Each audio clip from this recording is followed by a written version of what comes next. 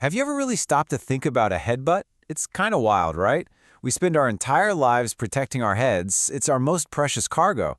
And yet, in a split second of pure, raw instinct, that same head can become a weapon. Today, we're going to get into the brutal science behind one of the most primal acts of aggression there is.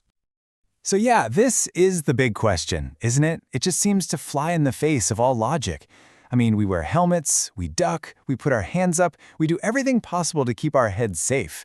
So why on earth, in the heat of a moment, would we decide to launch it at somebody? Let's figure it out. All right, let's dive right in. To really get the headbutt, you have to understand what's going on upstairs when our survival mode just takes over. And trust me, this has nothing to do with a thought-out plan. We're talking about a full-on system override. Okay, so imagine you're in a truly stressful, dangerous situation, like a real fight. Your body just goes into survival mode. And the part of your brain that's responsible for logic and thinking about consequences, the prefrontal cortex, it pretty much gets benched. It's just too slow for that kind of emergency. Instead, a much older, much more primitive part of your brain just grabs the steering wheel. And there's a name for this. It's called an amygdala hijack. Your amygdala is like your brain's panic button. It floods your system with adrenaline and basically tells your rational mind to take a hike. When this happens, a headbutt isn't a calculated move. It's just a pure, explosive, primal reaction. There's zero thought about what might happen next. So, that's the psychology of why it happens. But now, let's get into the nitty-gritty, the physics and the biology. What is it about our own head that makes it such a surprisingly devastating weapon? Well, it all comes down to its design. I mean, think about it. Your skull's #1 job is to protect the most important organ you have. It is an unbelievable piece of natural engineering, built from the ground up to take a serious hit. But how strong are we really talking? Well, the actual number is probably going to surprise you. Yeah, look at that, 550 kilograms. That is the insane amount of pressure that your frontal bone, you know, the thick, hard part of your forehead that you'd actually strike with, can withstand before it fractures. That is just a massive amount of force. So to really wrap your head around 550 kilos, picture a full-grown black bear. Now picture it standing on your forehead. That's the kind of force your skull is designed to handle. It is an absolute powerhouse of biomechanics.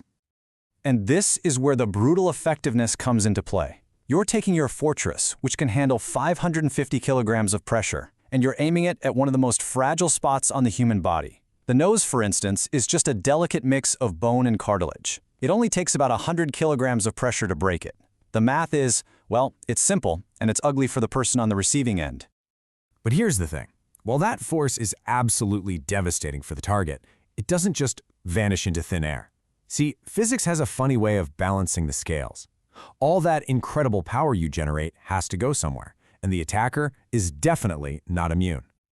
You've all heard it before, right? It's Newton's third law, and it is completely unforgiving. Every bit of force you use to slam into your opponent comes rocketing right back into your own body, into your skull, into your neck, and rattling your brain.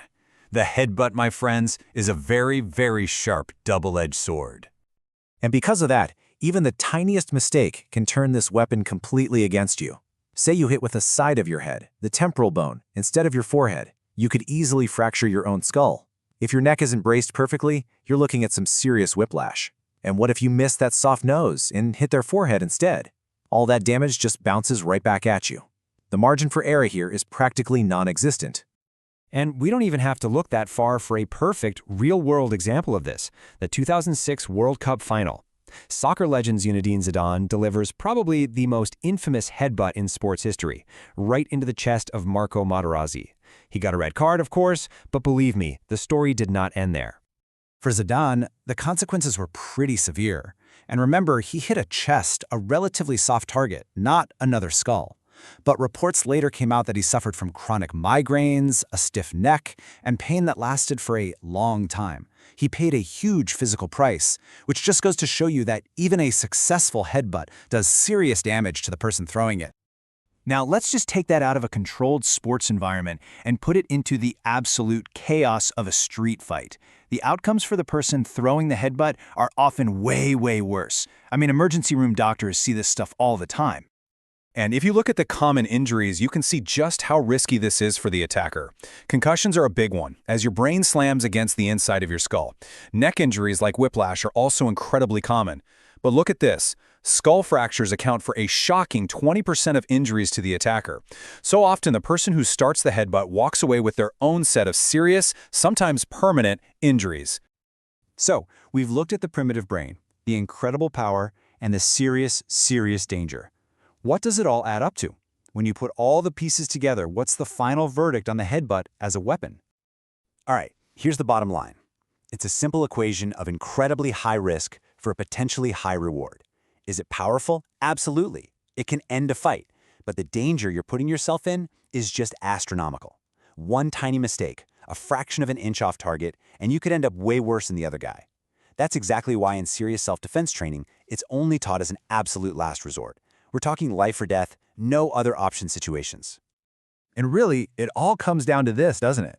Your head is this amazing fortress built to protect your greatest asset, your mind.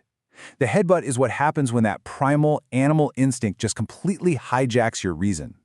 So the final question to think about is, in that split second, would you let it?